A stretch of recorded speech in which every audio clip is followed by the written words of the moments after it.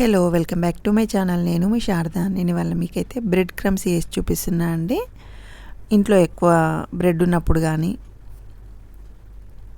మిగిలిపోయింది అనిపించినప్పుడు కానీ ఇలా ట్రై చేసి క్రమ్స్ వేసి పెట్టేసుకున్నామంటే స్నాక్స్లోకి మంచిగా వాడుకోవచ్చు బయట కొనకుండా. ఇలా ఎడ్జెస్ కట్ చేసేసుకోవాలి. నేనైతే ఒక 4 పీసెస్ వేస్తున్నా అండి.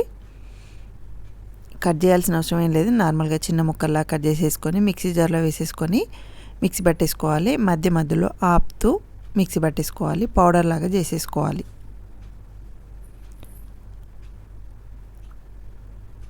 ఇలా చేసుకున్న తర్వాత మీరు ఎన్ని క్వాంటిటీ అయినా తీసేసుకోండి. సేమ్ ప్రాసెస్ చేసేసుకొని స్టవ్ ఆన్ చేసేసుకొని ప్యాన్ పెట్టేసుకొని ఆయిల్ అట్లాంటివి ఏం అవసరం లేదండి.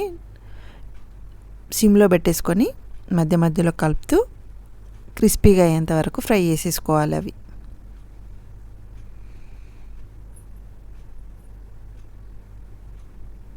మీడియం ఫ్లేమ్ పెట్టేసుకొని వేసేసుకోవాలి.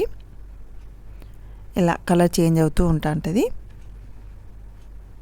ఇలా మనకు ముడితే తెలుస్తూ ఉంటుందండి. క్రిస్పీ అయిన తర్వాతనే స్టవ్ ఆఫ్ చేసేసుకొని చల్లారిన తర్వాత డబ్బాలోకి స్టోర్ చేసేసుకోవడమే. అంతే. Thank you.